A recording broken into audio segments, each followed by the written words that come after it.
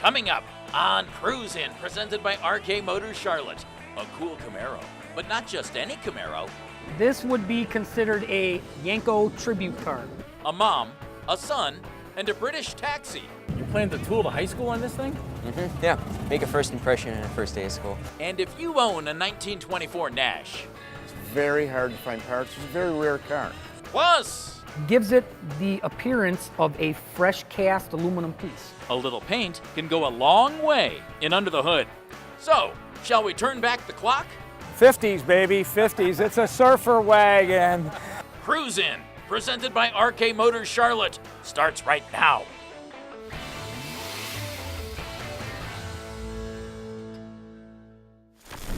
Hey everybody, welcome to Cruise In, presented by RK Motors Charlotte. I'm Jeff Phelps, and we have come to one of the great weekly cruise-ins that you will find anywhere.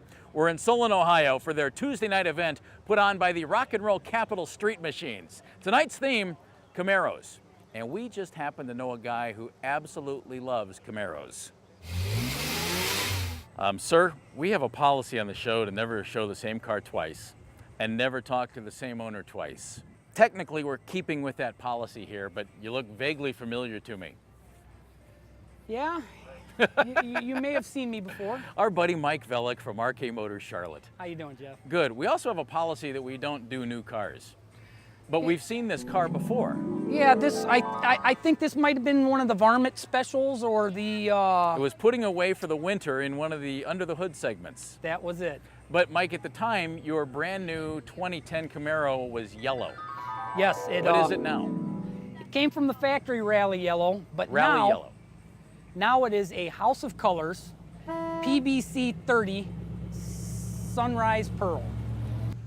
Why would any sane human being take a 2010 brand new Camaro and take it apart Well- and repaint it? Jeff, you got the one part right, sane. I think it was 2007 or 8, the famous movie Transformers came out. And in that movie, they had the concept 2006 concept Camaro, which at that time, GM had decided was gonna become a reality. So they featured it in that movie, and when I seen the color of that movie car, I was first in line to place my order, trying to get one, and they assured me, oh yeah, it's gonna be that yellow. Well, you seen the yellow I got. So from day one, I had to have this yellow. So there it is. So you took it apart Took it apart, piece by piece, piece by repainted piece. it, and now you have the car from the movie. As close as I could get it at this moment. Still working on it, Jeff. I got some small little things to do. I've got a concept style front bumper in the works. I got most of my other parts done that I wanted done, so we can hold off on that. Well, congratulations despite the insanity. And I love the fact that this isn't the only Camaro here in the lot tonight that you're very familiar with. Absolutely. Mike, right behind your 2010, you have a 1969 Camaro owned by your good buddy Jim. This would be considered a Yenko tribute car. Some people call them clones, some people call them tribute cars, you know.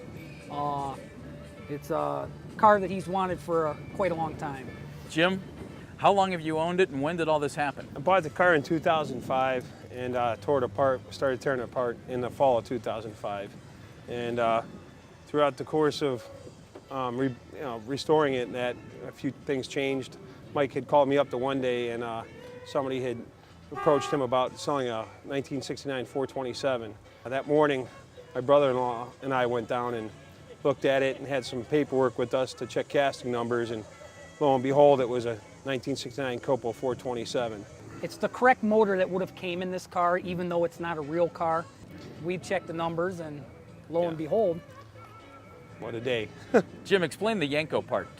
Yenko is a dealership even today in Canonsburg, Pennsylvania. Mid to late 60s, they would get cars from GM and they would transplant 427s in them in 1967 and 68. Then in 1969, Don Yenko worked something out with GM through the Copo option where they would come with the 427s already in them. And what people would do is go to the dealership and order a Yenko Camaro that already had a 427 in them. Dealerships would stripe them, tune them, put headers on them, and they take them to the strip. Factory drag car, pretty much. I mean, it was dealer drag car. Don Yanko had his stripe package that set it apart from the rest. Went out, raced it. Back then, hey, Yanko Chevrolet, Yanko car. Yeah. Let's do it. Jim, obviously you like Camaros. You guys worked on this together. Mike did a lot of work on it. What is it about the Camaro that you like so much? I don't know, the style, the performance of them. They're a light car with a big, powerful motor, and the way they look, I don't know, there's nothing else like them to me. In the Pony Wars, you were either a Ford guy, you were a Chevy guy, you were a Dodge guy.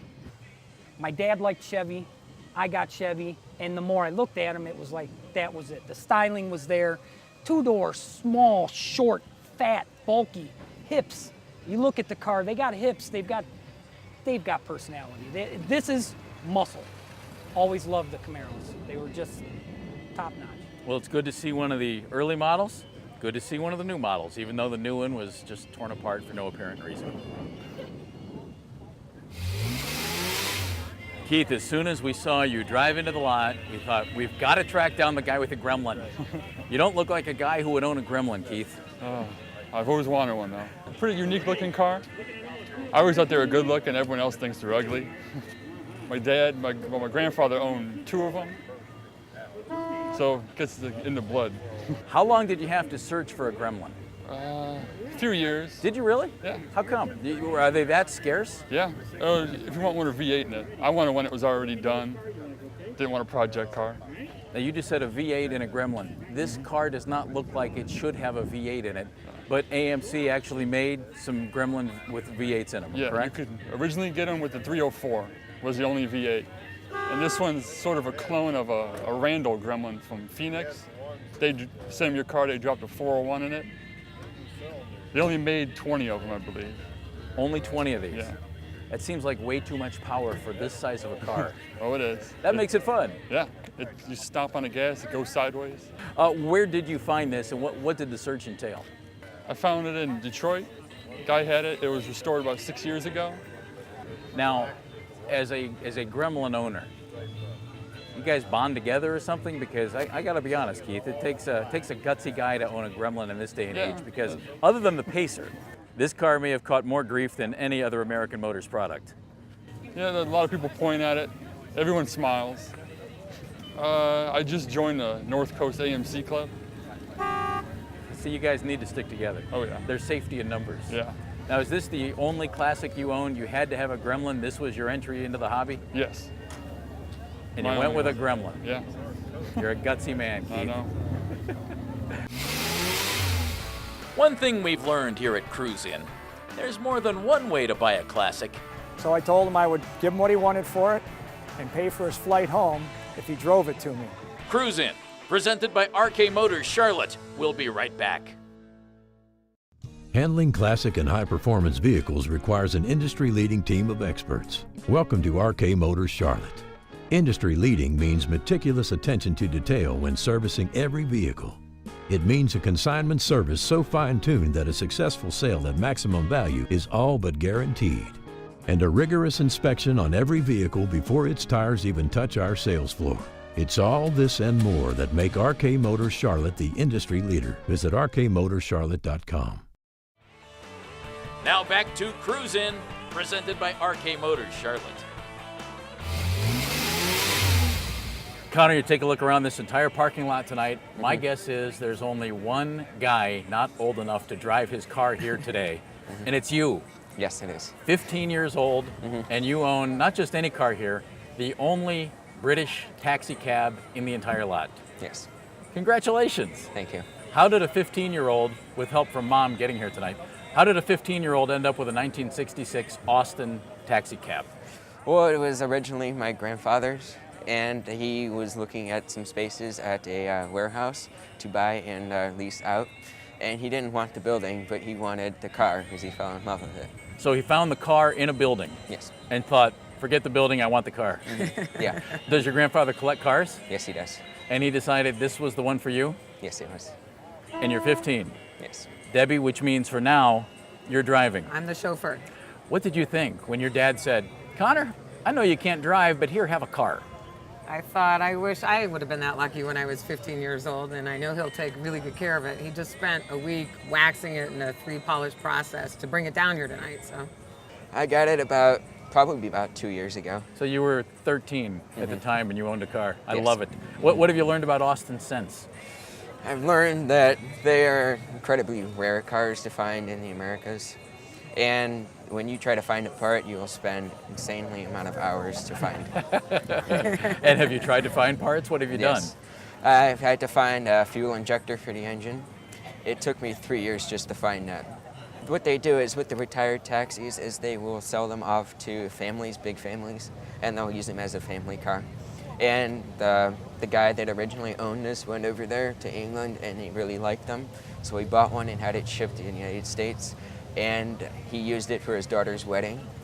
And then he put it in the warehouse, never used it again, covered it in newspaper. What do you plan to do? You plan to tool to high school on this thing?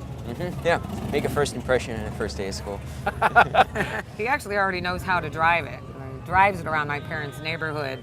They live back in the country, so he drives it around the neighborhood. He's already got it mastered with the right-hand drive and the stick shift, so I think he's well on his way. The car is really cool. The story's even more cool, and congratulations. Thank you. You're a young man on his way to a fun time in the classic car hobby. Thank you. Thank you. Larry, we had an awful lot of 1924 Nashes to sort through tonight here in the parking lot. We picked yours on Camaro night. Well, I appreciate that. How long have you had this big, long, cool car? I've had this car 4 years, and I bought it in just about the same shape it's in. Where'd you find it? Found it in Garfield Heights. And it was just sitting there looking this good. Yeah, it was in a garage filled with dust, that's all.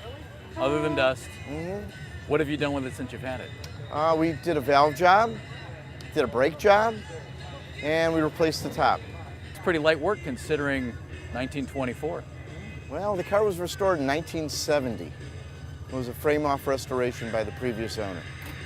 They did a pretty nice job then. I think he did a great job. Well, what have you discovered about a 1924 Nash since you've owned it? Not a lot. There's not a lot of them around. I can't even find a part on eBay or even in Nash Club publications. It's very hard to find parts. It's a very rare car. What have you done then in the situations where you might need a part? We made a propeller shaft for the water pump that my friend made in his machine shop. And if you have to buy a part, you can't. You got to make them. Good luck. Yeah. What attracted you to this car? I can't imagine you were in search of a 1924 Nash, but you might have been in search of a cool old car from the 20s. Well, I grew up in a Packard Phaeton, and I always wanted a big Phaeton. And I was lucky I stumbled across this, and I was able to get it. Do you have the side curtains and everything else? Everything. Everything for this car is here. You know, people don't realize sometimes that the Phaetons not only were, convertibles, but kind of closed up once you pulled down the side curtains and everything else. It's not like having glass windows, but it is still a nice ride. In the fall, I've had the side curtains on, and it's pretty good. You can drive it in 40, 50 degree weather. Doesn't bother you too much? Nope, still fun. You have a bunch of cars? I have this and a 28 Buick Roadster. So you kind of like the vintage, the 20s era. Why? It's just a neat era, not a lot of them around, and they're fun. I'm not restoring it, I just want to keep it clean and mechanically sound, and drive it and enjoy it. Sure, you want your classic to look great. However, sometimes there's plating processes, there's coatings that, are a fortune to do. but there are alternatives. Under the Hood is next on Cruise In, presented by RK Motors Charlotte. Sally, Tina, Betsy, you've developed quite a bond with your classic car. Let the consignment professionals at RK Motors Charlotte make the selling process as painless as possible. Through precision marketing and large customer base, we all but guarantee a sale at maximum value, and we don't get paid until your car sells. We've sold over 1,500 classic cars here at RK Motors Charlotte, and now we'd like to get to know Betsy, at least for a little while. Visit rkmotorscharlotte.com.